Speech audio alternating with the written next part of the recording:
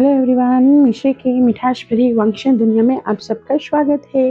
वांगशियन love forever and ever के साथ। तो आप सब लोग जानते ही हो, हमारा वांगशियन फेस्ट खत्म हो चुका है और वहाँ के विनर वूर और मून है। और हाँ, ये उसी जो स्टोरी थी वांगशियन फेस्ट की, क्राई नाम की, उसी स्टोरी का ये सेकंड सीजन है।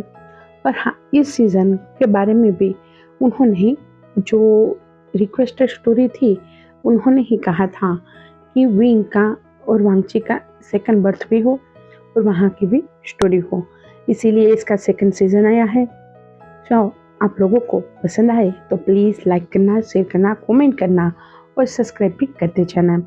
तो इस बार की स्टोरी जो है वो हिस्टोरिकल वर्ल्ड पे है, जहाँ पे वांगची और विंग दोनों ही कल्टीवेटर है और वो दोनों एक दूसरे को नहीं जानते हैं, सिर्फ उन दोनों ने एक दूसरे का नाम ही सुना है। कल्टीवेशन वर्ल्ड में सबसे बड़े दो नाम है, वी वुशियान और दूसरा नाम है लान वांगची। दोनों ही अलग अलग क्लान से आते हैं और दोनों ही बहुत ही पावरफुल हैं।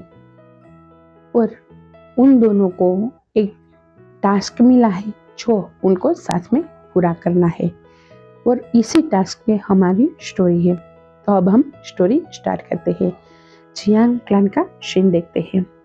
कोई था जो भाग रहा था और वो अपने हाथों में कुछ लेके भाग रहा था। उसके हाथ में कुछ नहीं था, सिर्फ लोटस थे और कितने सारे लोटस के बीज थे और वो पूरा का पूरा कादव में गिरा हुआ था।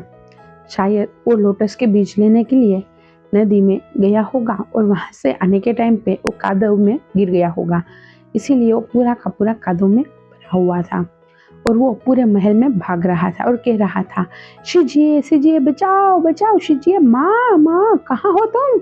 माँ देखो देखो, ये जियानचेंग का बच्चा पागल हो गया है, मेरे पीछे पड़ा है, माँ जल्दी आओ।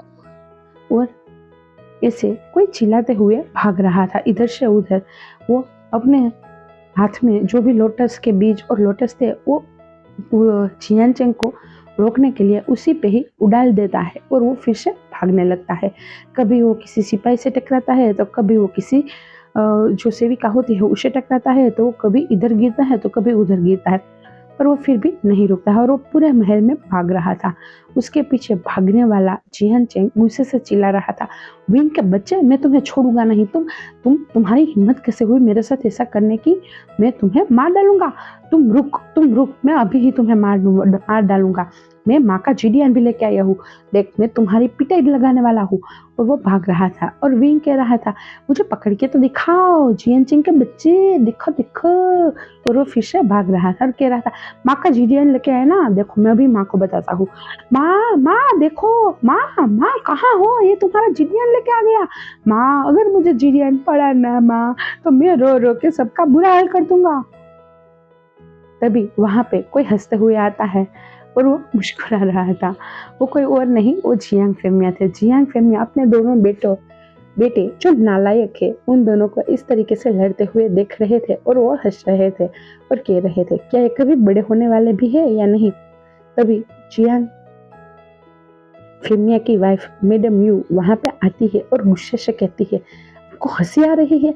ये दोनों नालायक पूरे महल को देखो कितना गंदा कर दिया और ये आप हंस रहे हो? तब जियांग फेमिया मुंह ही उतर जाता है और जियांग फेमिया कहते हैं, ओह मेरी महारानी, और उसके सामने बो डाउन करते हैं और हाथ जोड़ के कहते हैं, मुझे माफ करना, मेरी गलती हो गई कि मैं तुम्हारे दोनों नालायक बेटों पे हंस पड़ा।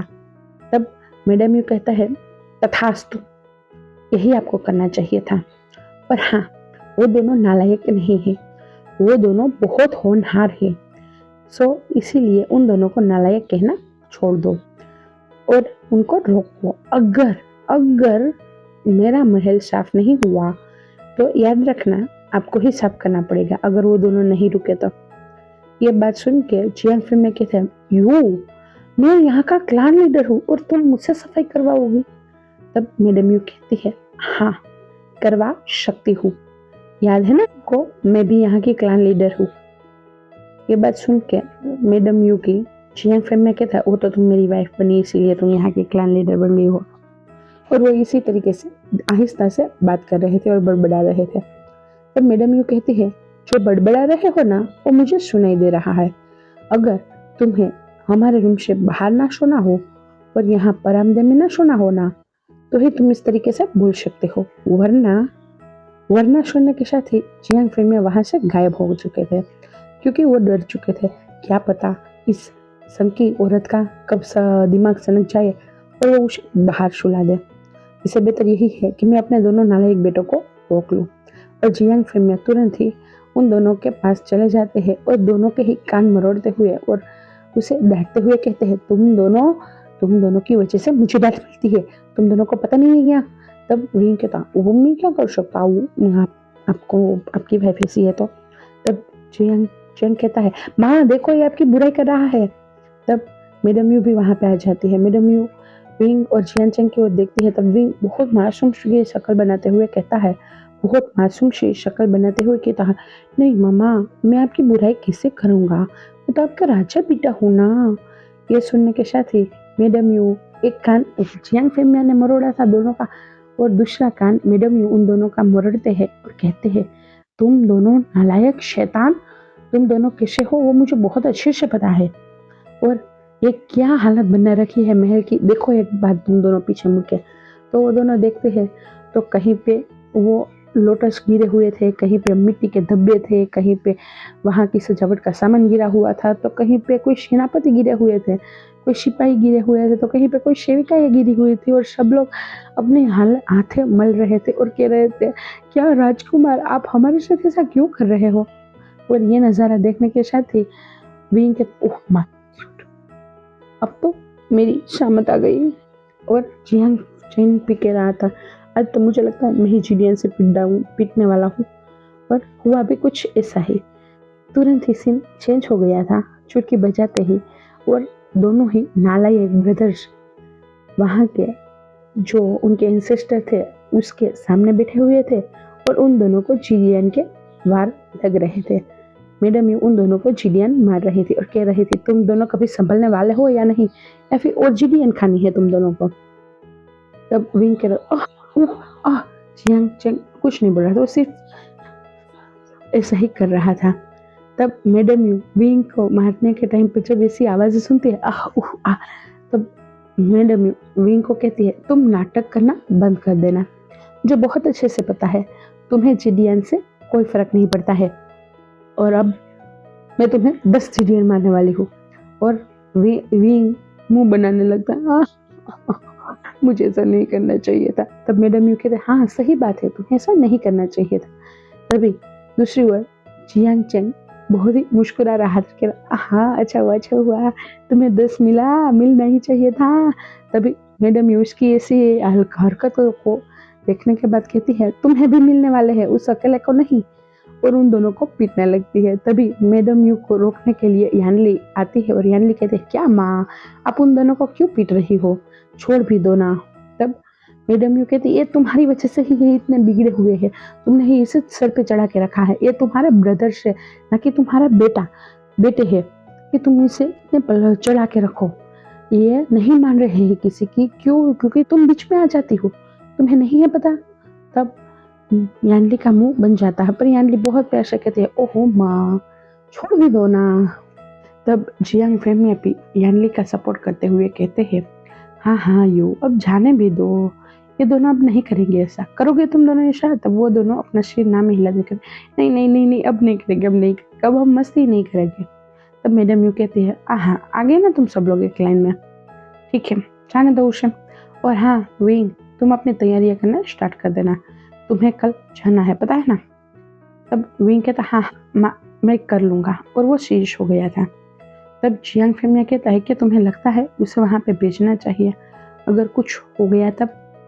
मैडम यू कहती है, आप बहुत अच्छे से जानते हो हमारा भी बहुत पावरफुल है और उसे कुछ नहीं हो सकता। और हाँ मैंने सुना है वहां पे हांग वनजुन भी आ रहे हैं, तो वो भी तो बहुत पावरफुल है ना, तो वो दोनों मिलके अपना काम कर लेंगे, कोई खतरे की बात नहीं होगी। तब यानली थोड़ा सा वरीड होते हुए कहती है, माँ आप जानते हो ना विंग कैसा है, वो कितना चुलबुला है, और हम हांग वनजुन, जहाँ तक हमने हांग वनजुन के बारे में सुना है, कितने स्टबन है और कितने रूथलेस है।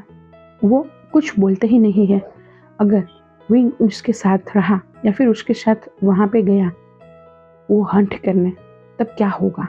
अगर हांग वंचुन विंग से परेशान हो गए तब तब जियांग फेमिया कहता है हाँ वही बात है, अगर जियांग जियांग को अभी हम साथ में भेज दे तब मैडम यू कहती है हाँ मैं भी चाहती हूँ जियांग को भी भेजना, पर लान कुरेन का जो संदेशा था उसमें यही था कि उनको सिर्फ और सिर्फ विंग को ही वहाँ पे भेजना चाहिए, पर वो उसके वहाँ से हांग वंचुन आ रहे हैं। वो नहीं चाहते हैं कोई अदर सिपाही को वहाँ पे भेजना, वहाँ पे बहुत खतरा है, वरना उनका भी तो एक बड़ा बेटा है ना, वो उसको भी भेज सकते थे ना। तब जियांग फेमिया कहते हैं अगर वहाँ पे इतना बड़ा खतरा है तो हम क्यों भेज रहे हैं विंग को। तब विंग पीछे से आता है, वो अभी नहा धो के आ चुका था और वो बहुत ही चुलबुला था, वो बहुत मुस्कुरा रहा था और आते हुए यही कह रहा था क्योंकि मैं चाहता हूँ। और हाँ, वहाँ पे जाने का लान कुरेन को आइडिया भी मैंने ही दिया था। ये सुनने के बाद मैडम यू बड़ी बड़ी आंखें करके विंग की ओर देखती है, कहते क्या और क्यों ऐसा क्यों किया तुमने। तब विंग वहाँ पे ही अपनी माँ को बिठाता है साइड में सिंहासन पे और वो उसके पैरों के पास बैठता है और वो कहता है माँ मैं एक बार ऐसे ही घूमने गया था, उस टाइम पे मैंने वहाँ के आसपास के लोगों के बारे में सुना था, वहाँ से कुछ लोग गायब हो रहे हैं और कुछ लोग जो भी रिटर्न आ रहे हैं तो उनकी आत्माएं चोरी हो चुकी होती है और वो सभी लोग कठपुतलियाँ बन के आ रहे हैं, इसीलिए खतरा हमारे कल्टीवेशन वर्ल्ड की ओर बढ़ रहा है। इसे लोगों का गायब होना वो कोई सामान्य बात नहीं है और कुछ ही लोग ऐसे हैं जो रिटर्न आए हैं, वरना सभी लोग गायब हो जा रहे हैं। अगर ऐसा ही रहा तो क्या पता कौन सा खतरा आ जाए। तब मैडम यू कहती है पर उस बात की जवाबदारी तुम्हारे अकेले की नहीं है। तब विंग कहता हाँ माँ वो तो मैं मानता हूँ, पर वहाँ पे एक छोटा बच्चा था, उसने मुझे कहा था कि प्लीज़ प्लीज़ प्लीज़ गया मुझे मेरी माँ को बुला दो, मेरी माँ को उसने खा लिया है, सब लोग ऐसा कह रहे हैं, मुझे मेरी माँ चाहिए और मैंने उस दिन उसे वादा दे दिया था, इसलिए मुझे जाना था, मैं चला जाता, पर जियांग चेंग ने मुझे रोक लिया और उसने कहा कि उसे मुझे अपने साथ लान के वो राजकुमार है हांग वंचुन उसे भी लेके जाना चाहिए, और वैसे भी मैं उसे तो जानता नहीं तो मैं कैसे उसे ले जाता। इसीलिए मैंने प्लान किया और लान कुरेन को संदेशा भिजवाया और सारी जो भी घटनाएं हैं वो बताई और कहा कि वो हांग वंचुन को भेज दे मेरे साथ, और वो मान चुके, इसीलिए हांग वंचुन और मैं हम दोनों जा रहे हैं। तब मैडम यू विंग के सिर पे हाथ सहलाती और कहती है बेटा अपना ख्याल रखना, मुझे बहुत डर लग रहा है। तब विंग कहता है ओहो माँ डरो मत, मैं ठीक हूँ और मैं सही सलामत आपके सामने आ भी जाऊँगा। मैं 3 दिन के लिए जा रहा हूँ, अगर मैं तीसरे दिन नहीं आया, तीसरा दिन खत्म होने के साथ नहीं आया तो आप लोग हैं ना, आप लोग आ जाना और मुझे वहाँ से बाहर निकाल लेना। तब मैडम यू कहते ठीक है मैं वहीं पे ही रहूँगा और जैसे ही चौथा दिन लगेगा मैं तुम्हें बाहर निकाल लूँगी। ये बात सुन के जियांग फेमिया मन में कहते हैं ओहो ये यू भी ना कितनी डरपोक है, अपने बेटे के लिए तो वो कुछ भी कर जाती है और मेरे लिए मेरी ओर तो भाव भी नहीं देती, बहुत बुरी है ये औरत। तब मैडम यू जियांग फेमिया को कहते हैं तुम जो बड़बड़ कर रहे हो ना वो मुझे सुनाई दे रहा है। तब जियांग फेमिया वहाँ से भागते हुए कहते ओह हाँ हाँ मुझे आज काम था, मैं चलता हूँ और वहाँ से रफू चक्कर हो जाते हैं। तब सब लोग हंसने लगे थे, यू जियांग चेंग विंग और लियानली तीनों चारों ही हंस रहे थे। जियांग चेंग अपनी माँ से कहता माँ आप भी ना। तब विंग कहता है माँ ऐसा ही करना, पापा को ऐसे ही पटरी पे ला सकते हो। तब लियानली कहती है आशियान आशिंग तुम दोनों भी ना, माँ मस्ती कर रही है। तब मैडम यू कहते हैं हाँ वो भी है, उससे ही हमें करना चाहिए, यार ध्यान रखना तुम दोनों की वाइफ भी ऐसा ना करे तुम्हारे साथ, वरना तुम्हारे बाबा तो यहाँ से बड़ी मुश्किल से गायब हो पाते हैं, मुझे नहीं लगता तुम लोग यहाँ से गायब भी हो पाओगे। ये बात सुन के विंग को कुछ झलकियाँ आने लगी थी, किसी के साथ शादी करने की, किसी के साथ वाउश लेने की, किसी को अपना पति मानने की और किसी के मर्द की। ये झलकियाँ देखने के साथ ही विंग अपनी माँ की ओर देखता है और माँ से कहता है, माँ क्या मैं एक बात पूछूं? तब मैडम यू विंग के सिर पे हाथ से हिलाती है और कहती है, हाँ पूछो। तब विंग कहता है, माँ क्या कोई लड़की ही मेरा पार्टनर बन सकती है, कोई लड़का नहीं? क्या कोई लड़का अगर हमारी जिंदगी में मेरा पार्टनर बन के आएगा तो आप उसे एक्सेप्ट नहीं करोगे? तब मैडम यू शॉक्ड हो गई थी, क्योंकि इस टाइम पे दो लड़के की शादी चुनना भी बहुत ही अजीब माना जाता था। कोई दो लड़के एक दूसरे से शादी करते हैं वो रेयर ही होता था, पर उसे समाज एक्सेप्ट नहीं करता था। इवन उनके गॉड जो है उनकी शादी भी हुई थी दो लड़के एक दूसरे के, पर वो दोनों सोलमेट थे, इसीलिए उनको एक्सेप्ट किया गया था, वरना नहीं करते। तब मैडम विंग के हाथ पे हाथ रखती है और बहुत प्यार से कहती है, हमारे गॉड थे इलिंग पेट्रियार्क और उनका एक पार्टनर था जो लेवल 1 का गॉड था, उनका नाम लैंजान था। वो दोनों ही एक दूसरे के पार्टनर थे, सोलमेट थे। उनकी शादी उनके बाबा ने जबरदस्ती करवा तो दी, पर वहाँ के जितने भी गॉड थे वो खुश नहीं थे, क्योंकि उनको लगता था कि उनके जो भी गॉड है उनका पार्टनर कोई लड़की होना चाहिए। और वहाँ पे डेमन किंग के साथ उनकी जब झड़प हुई थी तब सभी गॉड यही चाहते थे कि जियो या इलिंग पेट्रियार्क है वो बच जाए और उसका जो पार्टनर है वो ना बचे, क्योंकि उन लोगों को ये पसंद नहीं आ रहा था कि इलिंग पेट्रियार्क का जो भी पार्टनर है वो एक लड़का है। हाँ, उस बारे में ज़्यादा लोग नहीं थे जो बुराई कर रहे थे, पर कुछ ऐसे थे जो बुराई कर रहे थे, और शायद उनमें से ही कोई था जिसने डेमन गॉड की हेल्प की थी और जो इलिंग पेट्रियार्क था उसके हस्बैंड को किडनैप करवाया था। ये बात सुन के विंग की आंखों में गुस्सा उतर रहा था, पता नहीं क्यों, पर विंग को बहुत गुस्सा आ रहा था। विंग कह रहा है, मैं अगर वहां पर होता मैं उस गॉड को भी नहीं छोड़ता, मैं उस गॉड को भी मार डालता। उसकी आवाज में अचानक इतना कड़कपन, अचानक इतना गुस्सा और अचानक इतनी नफरत देखने के साथ ही सब डर चुके थे। मैडम विंग को हिलाते हुए कहती है, विंग विंग। तो विंग अपने सेंस में वापस आता है और विंग कहते, क्या हुआ माँ? तब मैडम यू कहते, कुछ नहीं बेटा, और वो कंफ्यूज हो गई थी और वो सोच में डूब गई थी। अब हम दूसरी ओर का सीन देखते हैं। रात का सीन था। अब हम दूसरी ओर लान क्लैन का सीन देखते हैं। रात का सीन था।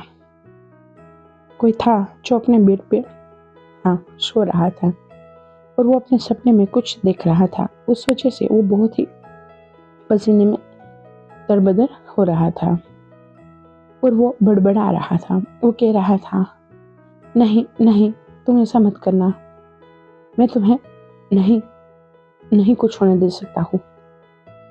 तब कोई था उसे कह रहा था, हस्बैंड ऐसा क्यों किया आपने? क्यों? क्या आपको एक बार भी ऐसा नहीं लगा कि मुझे आपके साथ जीना चाहिए? तब वो जो इंसान था जो किसी की गोद में था और वो आखिरी सांसें ले रहा था, उस टाइम पे कह रहा था, मैं जब दूसरा जन्म लूँगा तब मैं तुम्हें अपने मेट के रूप में फिर से पाना चाहता हूँ। क्या तुम मुझे वादा करते हो कि तुम मेरे मेट बनोगे फिर से?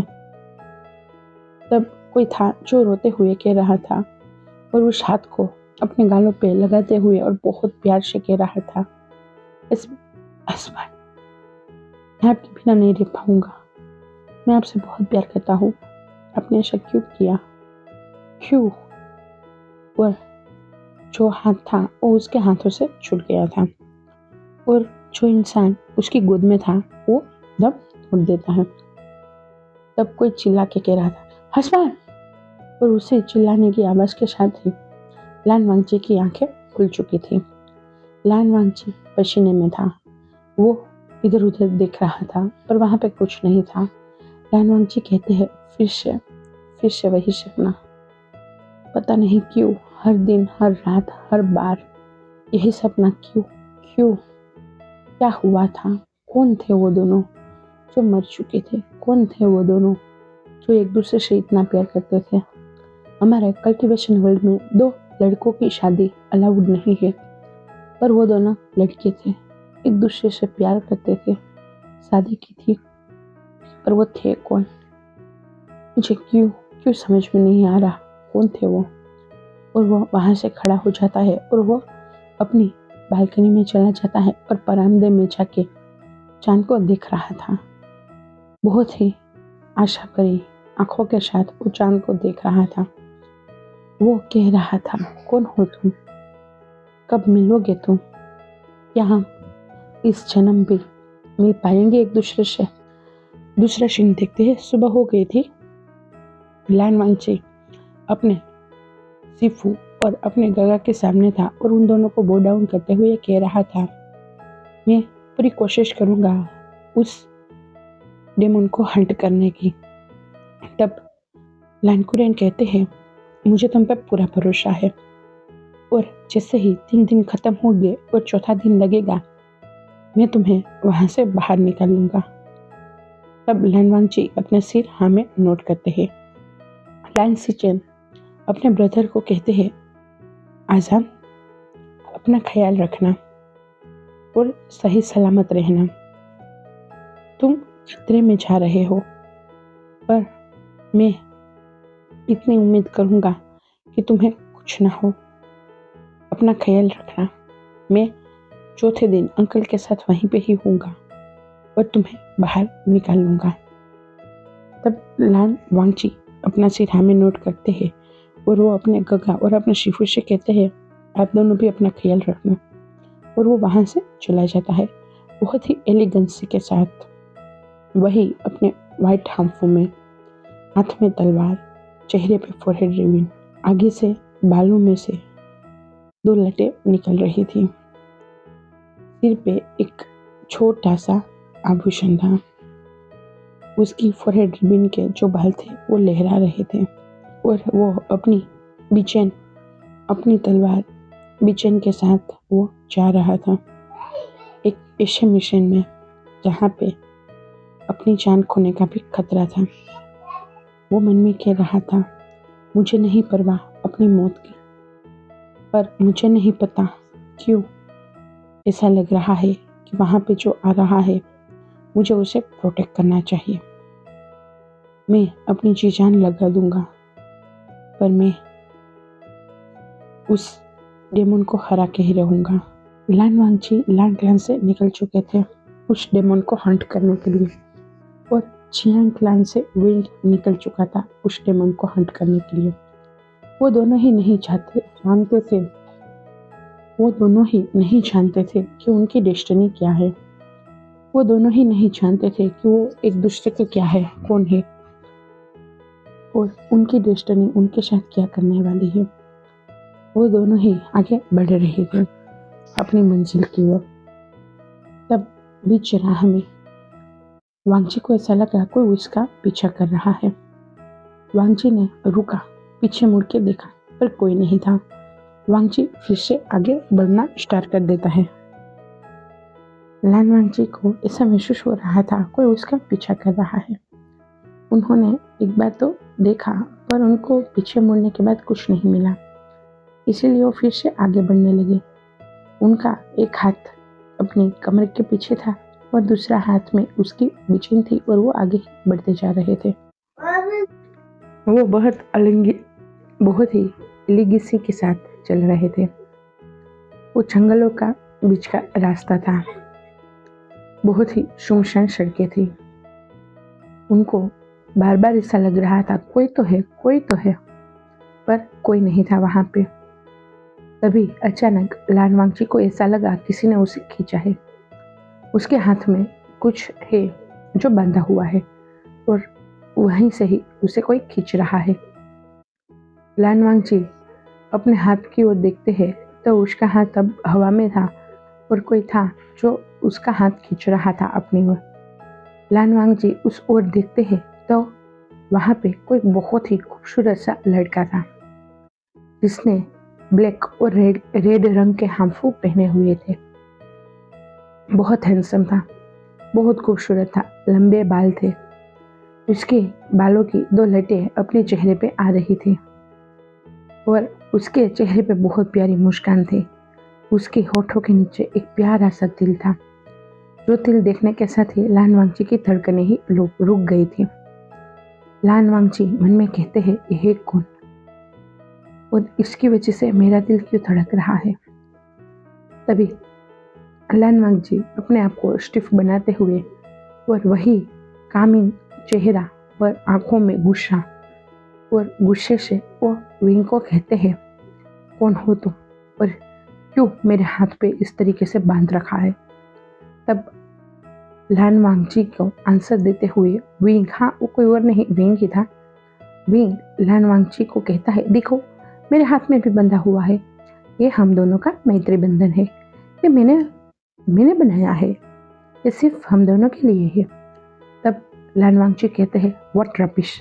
तब विंग कहता है, हाँ सच में ये इसलिए मैंने बांधा है, मैंने ये इसलिए बांधा है क्योंकि ये तुम्हारी सेफ्टी करेगा और मेरी भी।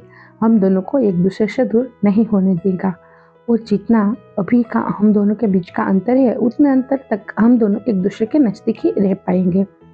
अगर कोई किसी से ज्यादा दूर जाने वाला होगा तो वो नहीं जा पाएगा और उसके पीछे पीछे दूसरा भी चला आएगा। तब वांगची कहता है, पर पहले बताओ हो कौन तुम। तब विंग बहुत ही मुस्कुराते हुए और बहुत ही चंचलता से, बहुत ही हैप्पीली वांगची के पास आता है और वांगची के सामने बो डाउन करते हुए कहता है, लान प्रिंस, लान वांगची को मेरा नमन है। मैं चियांग क्लान का राजकुमार चियांग बू श्यान हूँ। ये सुनने के साथ ही वांगची कहता, ओह तो तुम हो वो जो मेरे साथ आ रहे थे। तब विंग कहता, हाँ मैं हूँ, मैं ही आपके पीछे आ रहा था और आप मुझे ढूंढ नहीं पा रहे थे। और वो बहुत ही प्यार से मुस्कुरा रहा था। तब वांगची पता नहीं क्यों पर विंग के होठों पे ही उसकी नजरें रुकी हुई थी। विंग को भी अपने मन से बहुत हैप्पी फीलिंग आ रही थी। वांगची को देखने के बाद वो भी बहुत हैप्पी था और वो जितना हैप्पीली रहता है उससे कई गुना ज्यादा वो भी हैप्पी था। उसका दिल बहुत ही खुश था, मानो उसका दिल गार्डन हो गया हो वैसा लग रहा था। विंग वांगची से कहता है, क्या आप ऐसे ही चुपचाप अकेले ही जाने वाले थे? आपको नहीं पता था मैं भी आने वाला हूँ? तब वांगची कहता है, हमारा जो भी टाइम फिक्स हुआ था उस टाइम पे तुम्हें वहां पे पहुंच जाना चाहिए था और मैं भी पहुंचने वाला था। तो विंग कहता, ओहो मैं भूल गया, लान क्लान वाले कितने रूल्स में रहते हैं। तब वांगची घूर के विंग को देखता है। तब विंग कहता, ओहो हाल ठीक है, मैं लान क्लान की बुराई नहीं करूँगा, पर सच्ची बताऊँ अब, क्या आप इतने सारे रूल्स के अंदर रह पाते हो कि आपने कभी कोई रूल ब्रेक किया है? तब वांगची कहता है, नहीं मैंने कभी भी कोई रूल ब्रेक नहीं किया है। और वो दोनों चलते ही जा रहे थे। तभी वांगची कहता है, यहीं का तो पता था पर वो केव दिख नहीं रही, वो गुफा। तब विंग कहता है, वो गुफा नहीं दिख रही, एक काम करता हूँ। और वो अपने जेब से एक तालिस्मान निकालता है अपने कपड़ों में से और उस पर कुछ ड्रॉ करता है और वो हवा में फायर कर देता है। जैसे ही वो हवा में गया था उसी के साथ ही वहाँ पे हिडन जो गुफा थी वो दिखने लगी थी। और विंग वांगची से कहता है, देखो वो रही। वांगची बहुत ही सरप्राइज था और वो विंग की ओर देख रहा था। विंग कहता है, ये तो मेरा चुटकियों का काम था, मैं वैसे ही पावरफुल हूँ, सुना है ना मेरे बारे में। तब विंग की बात सुन के वांगची कहता है, और वो भी अंदर जाने लगा था। वांगची और विंग दोनों ही अब शुवन्यू केव में आए थे। उन दोनों को शुवन्यू केव के अंदर जो भी डेमोन है उसका हंट करना था। उसके अंदर कौन है क्या है कुछ किसी को पता नहीं था। सिर्फ इतना पता था इस केव के अंदर जो भी है वो बहुत ही खतरनाक है और वो लोगों को खा जाता है, जिंदा निगल जाता है। और उन लोगों को बचाने के लिए, उन लोगों की सोलों को वापस लाने के लिए वांगजी और वेंग को यहाँ पे आना था। और अभी से लेके 2 दिन और यानी कि 3 दिन तक उनका यह शून्यों केव का सफर स्टार्ट होने वाला था। वांगजी और वेंग जैसे जैसे गुफा के अंदर जा रहे थे वैसे वैसे गुफा में अंधेरा बढ़ रहा था। वेंग कहता है ध्यान से जाना होगा, पता नहीं कहाँ से खतरा आ जाए। तब वांगजी कहता है तब वेंग कहता है एक काम करते हैं, मसल जलाते हैं। तब वांगजी कहता है नहीं, अगर कोई खतरा है तो वो रोशनी से सतेज हो जाएगा, हमें वैसा नहीं करना चाहिए। तब वेंग कहता है तो अब हम क्या करें। तब वांगजी कहता है रुको, और वांगजी अपनी हथेली को खोलता है और वहां से एक तितली, रंग बिरंगी तितली जो रोशनी कर रही थी वैसी उसकी हथेली में से बाहर आती है और वो वांगजी और वेंग को रास्ता दे रही थी। और वहाँ पे उस तितली की वजह से थोड़ी सी रोशनी हो रही थी। वेंग बहुत ही सरप्राइजिंगली वांगजी की ओर देख रहा था। तब वांगजी कहता है मैं कर सकता हूँ।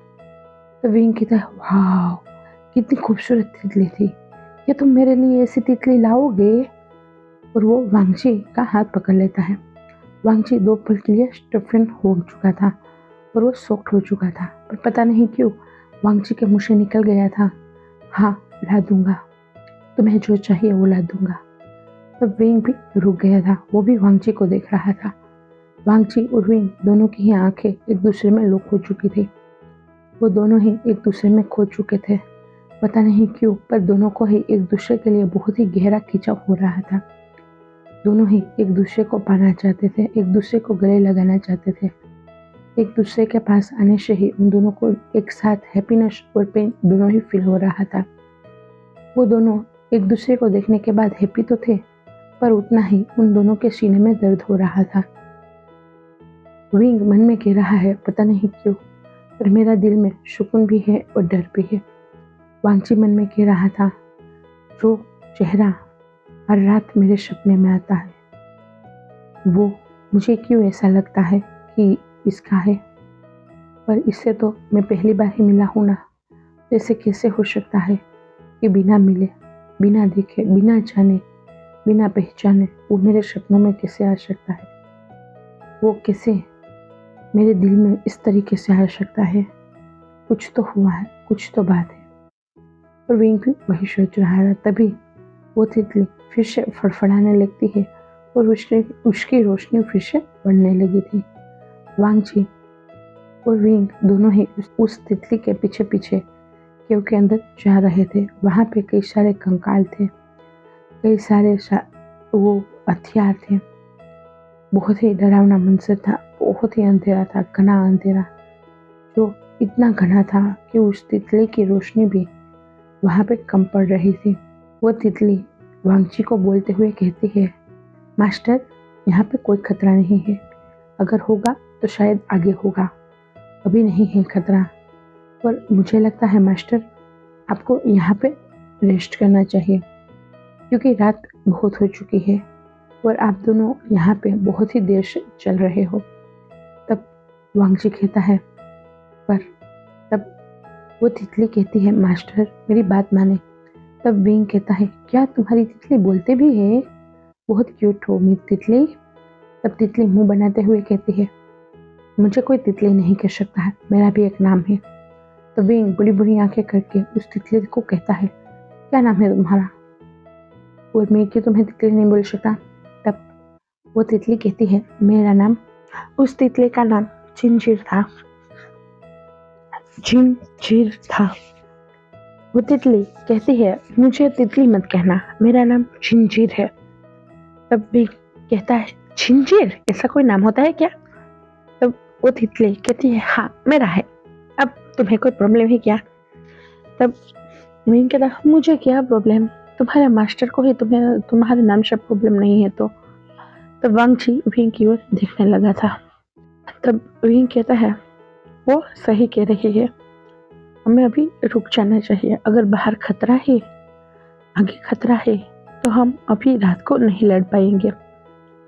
तब विंग की बात पे वांगची मान जाता है और कहता है ठीक है, हम आज रात यहीं भी रुक जाते हैं। और वांगची और विंग दोनों ही उस गुफा में, उस शुवन्यू केव में, वांगची और विंग दोनों ही उस गुफा में रुक चुके थे और वहीं पे ही बैठ चुके थे। वांगची अपने मेडिटेशन में करना स्टार्ट कर देता है। विंग वांगची को ही देख रहा था। विंग ने वहां पे थोड़ी सी आग जला ली थी ताकि कोई जंगली जानवर भी उन तक आए तो आग की वजह से उनसे दूर हो जाए। विंग वांगची की ओर बहुत ही एक ही ध्यान से देख रहा था।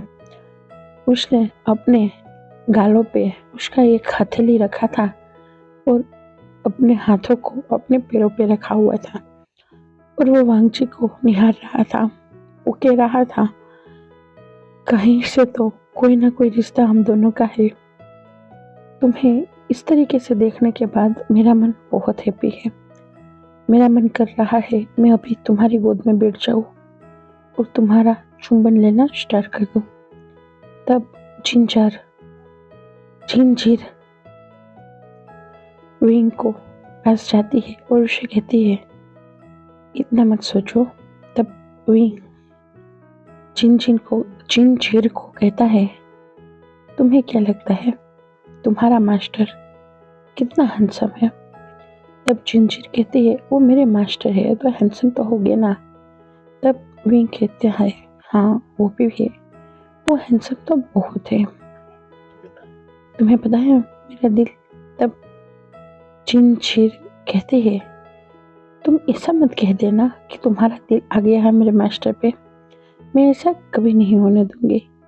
ये बात सुन के विंग गुस्से से झिंझिर को देखता है और उसे अपनी मुट्ठी में खींच लेता है। विंग की इसी हरकत की वजह से झिंझिर उसी पल वहां से गायब हो चुकी थी। विंग गुस्से से कहता है, कोई नहीं है जो मुझे उससे दूर कर सकता है। पर झिंझिर पता नहीं कैसे पर विंग के मुट्ठी में आते ही गायब हो चुकी थी। विंग वांगची को फिर से देखने लगा था। सुबह हो गई थी।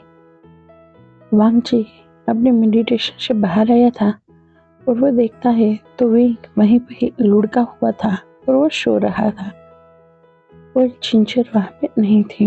वांगची विंग के सामने आता है और विंग को बहुत प्यार से उसे हिलाते हुए कहता है, विंग विंग उठो, विंग उठो। तब विंग बहुत ही प्यारा सपना अपना देख रहा था जहाँ पे वांगची और विंग दोनों ही एक साथ रह रहे थे और विंग वांगची को बहुत प्यार करता था और वांगची भी विंग को बहुत प्यार करता था। वांगची विंग को उठाने आया था और वो विंग के फोरहेड पे किस करते हुए कह रहा था, विंग उठ जाओ ना, बहुत देर हो चुकी है, हमें बाहर भी घूमने तो जाना है ना। तब विंग मुस्कुराते हुए कह रहा था, ठीक है उठ रहा हूँ, अब तुमने कहा है तो उठना तो पड़ेगा ना। तब वांगची मुस्कुरा रहा था। विंग मन में कहता है, हाय कब ऐसा होगा। तभी उसके कानों में फिर से वांगची की आवाजें आ रही थी, विंग विंग उठो विंग। तब विंग उठ जाता है। विंग इधर उधर देखता है तो समझ जाता है कि वो कोई सपना देख रहा था। वांगची विंग से कहता है, क्या हुआ है? तब विंग कहता है, कुछ नहीं। तब वांगची कहता है, अगर कुछ नहीं तो तुम्हारे चेहरे के रंग क्यों उड़े हुए हैं? तब विंग कहता है, वो इसलिए क्योंकि अचानक से तुमने मुझे जगा दिया ना, वरना मैं अपने घर पे तो 8, 9, 10, 11, 12 पता नहीं कब तक सोता रहता। तुमने आज बहुत जल्दी जगा दिया। तब वांगची कहते हैं, जल्दी? क्या तुम सुबह के 7 बजे को जल्दी कहते हो? तब विंग कहता है, हाँ वो तो मेरे लिए बहुत जल्दी टाइम है। तब विंग को वांगची कहता है, तुम्हारा कुछ नहीं हो सकता, अब फ्रेश हो जाओ, उसके बाद हम फिर से आगे बढ़ते हैं। और वांगची और विंग अपने काम पे लग चुके थे।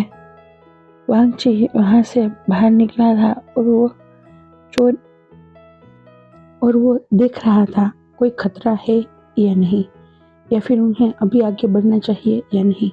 बाद में दोनों ही आगे बढ़ना स्टार्ट कर देते हैं। वांगजी और विंग दोनों ही फिर से शुआन्यू केव में आगे बढ़ने लगे थे। वो दोनों जैसे जैसे आगे बढ़ रहे थे वैसे वैसे उनको किसी की आवाजें आ रही थी। पानी की आवाजें थी और पानी में कोई हो वैसा लग रहा था। वांगजी और विंग एक दूसरे की ओर देखते हैं और कहते हैं यहीं पे ही कोई है, शायद वो डेमन। तब विंग वांगजी का हाथ पकड़ लेता है और उसे कहता है अपना ख्याल रखना, कुछ मत होने देना अपने आप को। तब वांगजी भी कहता है तुम भी कुछ मत होने देना। और वो दोनों शुआन्यू केव में जो डेमन था उसके सामने आ चुके थे। वो डेमन बहुत ही विशालकाय था। उस डेमन का सिर तो सांप का था और उसका जो आधा शरीर था वो मगरमच्छ का था और वो बहुत ही बड़ा मुंह खोले हुए वांगजी और विंग की ओर देख रहा था और कह रहा था आ गए तुम दोनों। तब वांगजी और विंग शॉक्ड हो गए थे। क्या उसे पता था हम आने वाले हैं? क्या ये सबको जानता है या फिर सब महसूस कर सकता है या फिर कुछ बोल सकता है? तब विंग अपना मुंह बंद नहीं रख पाता और वो कहता है तुम हो कौन और यहाँ पे क्यों हो और इस तरीके से लोगों को क्यों खा रहे हो? तब वो डेमन कहता है शायद तुम्हें बुलाने के लिए। वो डेमन ने जब कहा कि मैं तुम दोनों की राह देख रहा था तब वांगजी और विंग शॉक्ड हो गए थे। तब विंग कहता है बकवास करना बंद कर दो। तब वो डेमन कहता है हाँ अभी भी तुम्हारा जुबान इतना ही चलता है। तब विंग कहता है अभी भी मैम का मतलब। तब वांगजी कहता है इसकी बातों पे ध्यान मत देना, ये तुम्हें मैनिपुलेट कर रहा है। तब विंग कहता है ठीक है, और विंग और वांगजी उस पर वार करना स्टार्ट कर देते हैं। वो भी कुछ कम नहीं था, वो भी अपने मुंह से आग निकाल रहा था और विंग और वांगजी पर फायर करने की कोशिश कर रहा था, पर विंग और वांगजी हर बार बचते ही जा रहे थे। ऐसे ही उन दोनों के बीच में, उन तीनों के बीच में युद्ध स्टार्ट हो चुका था। 2 दिन बीत चुके थे, आज तीसरा दिन लग चुका था। वांगजी और विंग के पेरेंट्स बाहर आ चुके थे। वो सभी बहुत डरे हुए थे और अंदर विंग और वांगजी कंटिन्यूअसली उसके साथ लड़ते ही जा रहे थे। विंग वांगजी से कहता है ये इस तरीके से नहीं हारने वाला है। तब विंग की बात सुन के वांगजी कहता है मुझे भी ऐसा लगता है, हमें कुछ और करना होगा। तब विंग कहता है मैं फ्लूट बजा सकता हूँ और मैं उससे कुछ देर के लिए इसे मोहित कर सकता हूँ। तब वांगजी कहता है मैं गुंजन बजा सकता हूँ और उसी के साथ ही मैं समय को रोक सकता हूँ। तब विंग कहता है तो अब हमें वही करना होगा, मैं पहले बांसुरी बजाता हूँ और इसे मोहित करता हूँ और उसी टाइम पे तुम इसे फ्लूट बजा के, तुम अपनी गुंजन बजा के समय को रोक देना और मैं उसके पेट में चला जाऊंगा। मुझे ऐसा लगता है कि इसका जो अंदर का हिस्सा है वहीं से ही हम इसे मार सकते हैं, क्योंकि इसे बाहर से वार करने पे कोई असर नहीं हो रहा है। तब विंग की बात पे वांगजी कहता है नहीं तुम अंदर नहीं जा सकते हो, मैं जाऊंगा। तब विंग कहता है नहीं तुम नहीं, मैं जाऊंगा, तुम्हें अभी समय को रोकना है और मैं अंदर जाके वहां से आ जाऊंगा, मैं रिटर्न आ जाऊँ उस टाइम पे हम फाइट करेंगे इसके साथ फिर से। तब विंग मान जाता है।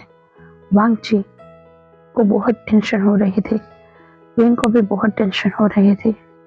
विंग वांगजी के पास जाता है और उसके कहता है अपना ख्याल रखना, और वो तुरंत ही बांसुरी बजाना स्टार्ट कर देता है।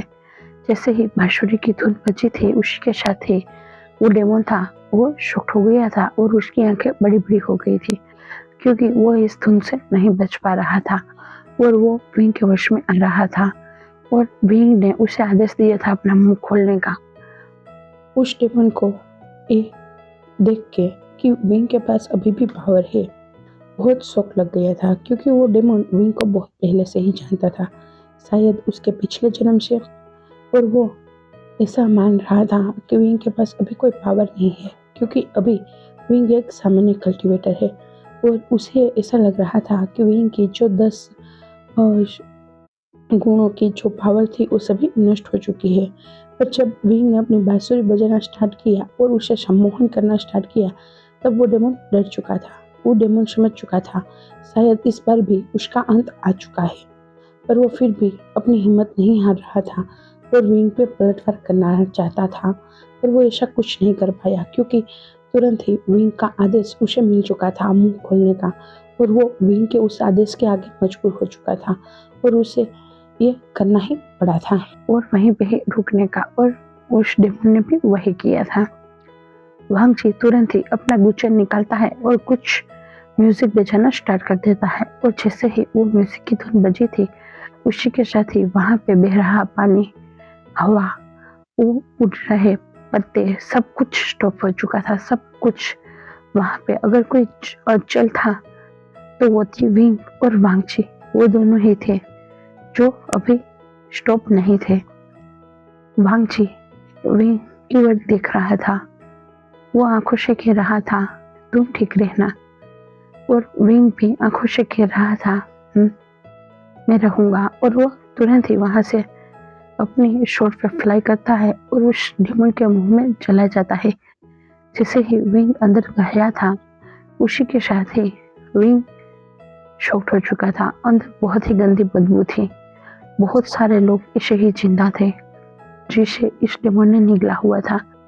विंग अंदर जाते हुए वांगची से कह रहा था अच्छा हुआ तुम यहाँ पे नहीं आए, यहाँ पे बहुत गंदी बदबू है। अगर तुम आते तो तुम ही बेहोश होके गिर जाते। तब वांगची कह रहा था विंग फोकस। तब विंग कहता है मैं मजाक नहीं कर रहा हूँ, सच बात है। क्योंकि वांगची और विंग इसलिए एक दूसरे के मन की बातें सुन रहे थे क्योंकि उन दोनों ने अपने मन को एक दूसरे के साथ कनेक्ट किया हुआ था। और वांगची विंग को कहता है कुछ ऐसा होगा जिससे हम इसे हरा पाए। तब विंग कहता है पता नहीं, पर यहाँ पे कोई रोशनी आ रही है, मैं वहां पे जाके देखता हूँ। और विंग आगे आगे बढ़ने लगा था। उस डेमन के पेट में जो नाभि का हिस्सा होता है ना, वहां पे कोई रोशनी आ रही थी। विंग वहां पे पहुंचा तो वहां पे कोई मणि थी वैसा लग रहा था। विंग उस मणि को देखने के साथ ही शॉक्ड होते हुए वांगची से कहता है वांगची ये तो मणि है, वो 11 स्रोत की मणि जिसे पाने के बाद हर कोई अमर हो जाता है। मुझे तो लगा ये एक काल्पनिक चीजें है। तब वांगची कहता है हमारी हिस्ट्री में छुपी होता है वो सब काल्पनिक नहीं होता है। तब विंग कहता है ठीक है। और विंग उस मणि को ले लेता है और वहां से बाहर निकल आता है। और वो आते ही वांगची के पास आ चुका था। वांगची उसे देखता है और उसे गालों को छूते हुए कहता है तुम ठीक तो हो ना। तब विंग उस गालों पे अपने हाथ, वांगची ने जहाँ पे अपना हाथ रखा था वही हाथ पे अपना हाथ रखता है। वो कहता है मैं ठीक हूँ। और तभी वो डेमन गुस्से से उन दोनों पे आग फायर कर देता है क्योंकि अब सब कुछ स्टार्ट हो चुका था। और वह उस डेमन को पता चल चुका था कि उसकी मणि इन्होंने निकाल ली है, इसीलिए तुरंत ही आग फायर करता है। और वो गुस्से से कहता है अगर इस बार भी मैं मरूंगा तो मैं तुम दोनों को भी मार डालूंगा, मैं तुम दोनों को भी साथ नहीं रहने दूंगा। और वो तुरंत ही अपना रूप बदल के एक इंसान के रूप में आ जाता है। विंग उस इंसान के रूप में आते हुए देख के विंग वांगची शॉक्ड हो गए थे। वांगची तुरंत ही उसे इंसानी रूप में देखने के साथ ही पहचान चुका था। और उसकी आंखों के सामने जो धुंधलापन था, जो यादें थी, जो गॉड की थी, जहाँ पे विंग एम्परर था होने वाला और वांगची एक मामूली सा गॉड था, वो सभी चीजें उसे साफ साफ याद आ चुकी थी। और वो गुस्से से उसे घूरता है और वो विंग को अपने पीछे करता है। और वो विंग के आगे आते हुए उससे कहता है, इस बार मैं ऐसा कुछ नहीं होने दूंगा, इस बार मैं तुम्हें नहीं जीतने दूंगा। तब वो डेमोन हंसता है और कहता, तुम पिद्दी सा गोड कभी मुझसे नहीं जीत पाएगा, कभी नहीं। और वो विंग वांगजी पे वार करना स्टार्ट कर देता है। विंग सदमे में ही चला गया था जब उसने सुना था तुम पिद्दी सा गोड, और विंग को सब कुछ याद आना स्टार्ट हो चुका था। विंग कहता, हस्बैंड नहीं, इस बार कुछ नहीं, क्योंकि उस गोड ने वांगजी पे वार कर दिया था और वांगजी घायल हो चुका था। उसके स्टमक पे ही इस बार भी वार किया था जहाँ पे गोल्डन कोर होती है, और वांगजी गिरने ही वाला था। तब विंग फिर से गुस्से से आता है और उस डेमोन किंग के सामने अपनी सारी पावर को एक्टिवेट करता है और उसके 10 चक्र एक साथ एक्टिवेट हो जाते हैं और वो विंग और वांगजी के आगे आ जाते हैं। और विंग तुरंत ही उन 10 चक्रों के पावर को एक साथ कंबाइन करता है और एक गोला बनाता है और वो उस डेमोन किंग पे उस गोले से वार करता है और उसी के साथ ही डेमोन किंग हवा में गायब हो चुका था। उसका कचुम्बर बन गया था और वो हवा में घुल गया था। ये वही डेमोन किंग था जो पिछले जन्म में विंग को पाना चाहता था, जिसे विंग चाहिए था, क्योंकि विंग के साथ उसे हेवन भी मिल सकता था। पर इस जन्म में भी उसे विंग नहीं मिला था। उस जन्म में भी वांगजी की वजह से ही वो विंग को नहीं पा पाया था और इस जन्म में भी वांगजी की वजह से ही वो विंग को नहीं पा पाया था। और इस बार भी विंग ने वांगजी के खातिर उस डेमन को मार डाला था। इस बार तो उसने उसके सोल तक को नष्ट कर दिया था। अब वो डेमन कोई भी दूसरा जन्म नहीं ले सकता है, किसी भी रूप में नहीं ले सकता है। अब वो इस दुनिया से गायब ही हो चुका है। विंग तुरंत ही वांगजी को अपने सीने से लगाता है और उसे अपनी गोद में लेटाते हुए कह रहा था, नहीं नहीं नहीं हस्बैंड, नहीं हस्बैंड, ऐसा नहीं कर सकते हो आप, इस बार भी ऐसा नहीं नहीं नहीं, मुझे आपके साथ जीना है, मैं ऐसा नहीं चाहता, नहीं आप ऐसा नहीं कर सकते हो, क्यों आप बार बार ऐसा करते हो, मुझे जीना है आपके साथ। तब वांगजी विंग के गालों पर सहलाता है और कहता है, जब तक पता नहीं था कि तुम कौन हो, मैं कौन हूँ, तभी भी मन कर रहा था तुम्हें प्रोटेक्ट करने का, और जब पता चला कि तुम मेरे हो, मैं तुम्हारा हूँ, तो कैसे मैं पीछे रह जाता तुम्हें प्रोटेक्ट करने से। और उससे तो मैं कभी भी तुम्हें छूने नहीं दूंगा, तुम सिर्फ मेरे हो, सिर्फ मेरे। तब वी अपने आंखों पे आ रहे आंसू जो वांगजी उसे साफ कर रहा था, उसी हाथों पे हाथ रखता है। मैं भी आपसे बहुत प्यार करता हूँ, मैं आपको कुछ नहीं होने दूंगा। तब वांगजी कहता है, मैं भी तुमसे बहुत प्यार करता हूँ और तुम्हें कुछ नहीं होने दूंगा। और तभी ही वहाँ पे जिंजर आ जाती है और वो कहती है, जो तितली थी वो आ जाती है और वो कहती है, मास्टर मास्टर मास्टर। पर देर हो चुकी थी, वांगजी भी चुप था और विंग भी। वो तितली की आंखों में आंसू आ चुके थे, जो नजारा वो देख रही थी।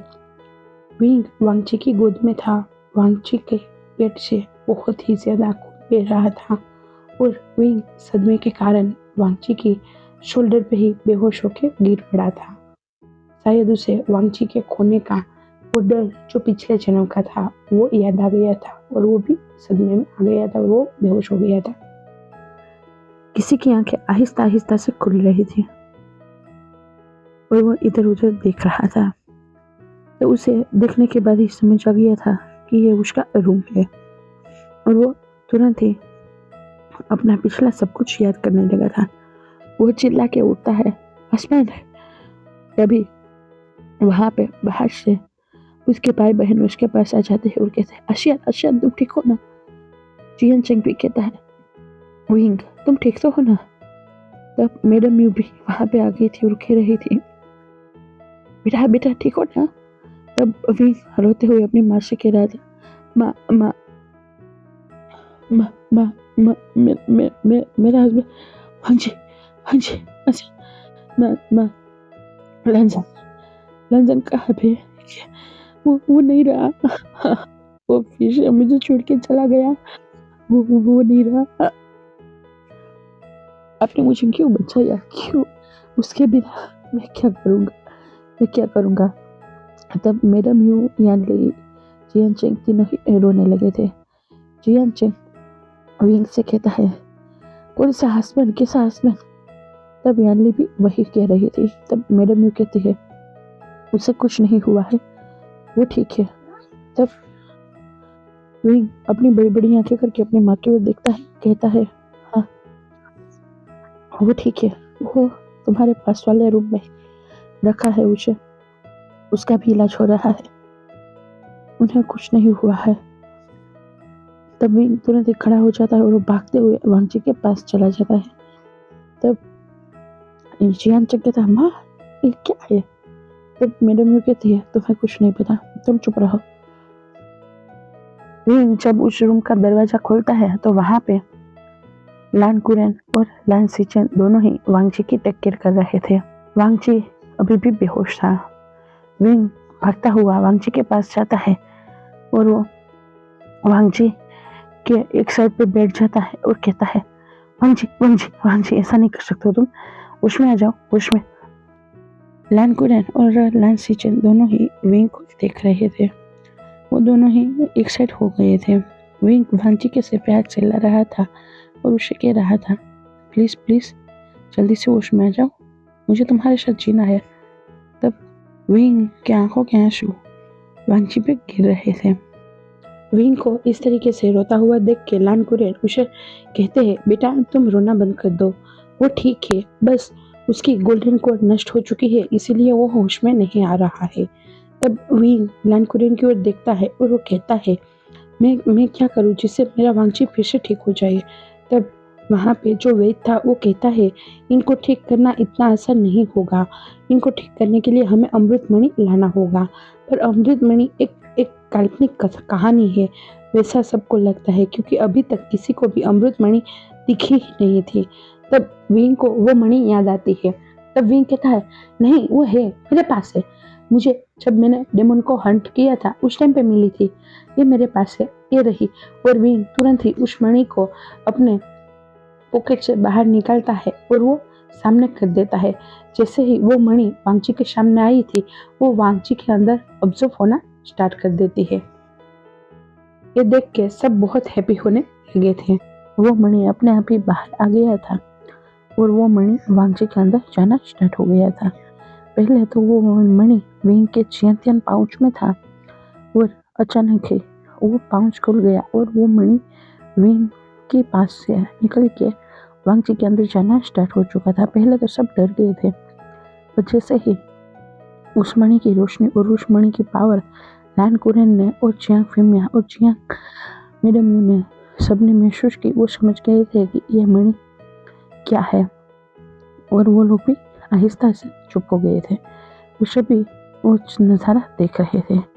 विंग और वांगची दोनों ही गेट पे थे और बाकी सब उन दोनों को राउंड से ही देख के राउंड में ही उसके ऊपर साइड में थे। आहिस्ता से वांगची ने अपनी आंखें खोलना स्टार्ट कर दिया था। जैसे ही वांगची ने अपनी आंखें खोली, विंग बहुत हैप्पी हो चुका था। विंग तुरंत ही वांगची को गले लगा लेता है और कहता है, मुझे डर लग गया था, मुझे लगा था मैं इस बार भी तुम्हें खो दूंगा। तब वांगची थोड़ा सा मुस्कुराता है और विंग के सिर पे हाथ सहलाते हुए कहता है, फिर से जन्म लेना पड़ता और तुम्हारे से जीने के लिए तो मैं फिर से लेता। तब विंग कहता है, इस बार तो जी लो पहले, बाद में अगली बार आना जन्म लेके मेरे साथ जीना। तब विंग की बात पे वांगची मुस्कुराने लगा था और वहाँ पे जितने भी लोग थे सभी मुस्कुराने लगे थे और वांगची और विंग की बाद में शादी करवा दी जाती है और वांगची और विंग एक साथ सबको बो डाउन कर वांगची और विंग एक दूसरे के बो डाउन करते हैं, अर्थ और हेवन को बो डाउन करते हैं और अपने एंसेस्टर को बो डाउन करते हैं। वांगची और विंग एक दूसरे को बो डाउन करने के साथ ही उनकी शादी कंप्लीट हो चुकी थी। इस कल्टीवेशन वर्ल्ड में कई सारे लोग ऐसे थे जो उनकी शादी को नहीं मानना चाहते थे, पर वो लोग जानते थे उन दोनों ने एक दूसरे को पाने के लिए दूसरा जन्म लिया है, इसीलिए कोई उसका विरोध नहीं करते थे। और विंग की विदाई करवा दी गई थी। विंग रो रहा था तो जियानचंग मस्ती कर रहा था और यानली भी रो रही थी। जियानचंग कह रहा था, बहुत अच्छा हुआ, लाडवांग जी इसे ले जाए, मेरी आफत यहाँ से जाए, मुझे भी सुकून से जीने का मौका मिल जाएगा। तब वे गुस्से से जियानचंग से कहता, बहुत ज्यादा चबड़ चबड़ की ना तो तुम्हारी शादी ही नहीं होने दूंगा मैं कभी। तब जियानचंग कहता है, देखते हैं कैसे नहीं करने देते हो तुम मुझे शादी। तब विंग कहता है, देखते हैं तुम्हारी वो। तब जियानचंग विंग का मुंह ही बंद कर देता है। विंग और जियानचंग की इस नोकझोंक पे घर के सभी लोग हंस रहे थे। विदाई की जगह पे सभी हंसना स्टार्ट कर चुके थे। विंग की विदाई करवा दी जाती है। विंग अभी लैंडलाइन पहुंच चुका था। विंग को लानवांगची की रूम जिंसी में ले जाया गया था। विंग जिंसी को देख रहा था। बहुत सिंपल सी जिंसी थी और बहुत प्यारी सी जिंसी थी और रेड कैंडल से उसे सजाया हुआ था। वो जिंसी पूरी वेडिंग थीम में थी। तब विंग के दिमाग में एक खुराफाती आइडिया आता है। विंग सोचता है, क्या मैं वांगची पे रूल करूं तो कैसा रहेगा? बड़ा मजा आएगा अगर वांगची मेरे नीचे मौन करेगा तो। और दूसरी ओर वांगची भी अपने घर जिंसी को आते टाइम यही सोच रहा था, विंग जब मेरे नीचे तड़पेगा तब कितना मजा आएगा। और दोनों ही एक दूसरे पे रूल करने के बारे में सोच रहे थे। और जैसे ही वांगची रूम के अंदर पहुंचा और उसने विंग को देखा, उसने ना आज देखा ना था, वो तुरंत ही विंग पे टूट पड़ा था। और वांगची का सपना सच हो गया और विंग का नहीं। और विंग सिर्फ चिल्लाता ही रह गया था और वो वांगची के हर टच के साथ मौन करने लगा था। और इसी के साथ ही हमारी ये कहानी यहीं पे ही खत्म हो जाती है। जो पिछले जन्म की अधूरी कहानी थी, अधूरी दास्तां थी, जो एक दूसरे के साथ जीने की थी, वो इस जन्म में आके पूरी हो पा रही थी, एक दूसरे को पूरी तरीके से पाने के साथ थी। और हाँ, ये कहानी अब खत्म होती है यहीं पे ही। और अगर आप लोगों को ये कहानी पसंद आई हो तो प्लीज़ लाइक करना, शेयर करना, कमेंट करना और सब्सक्राइब भी करते जाना। और अब हम मिलते हैं नई कहानी में। अब हम मिलते हैं नई वांगशेन की जर्नी में। बाय।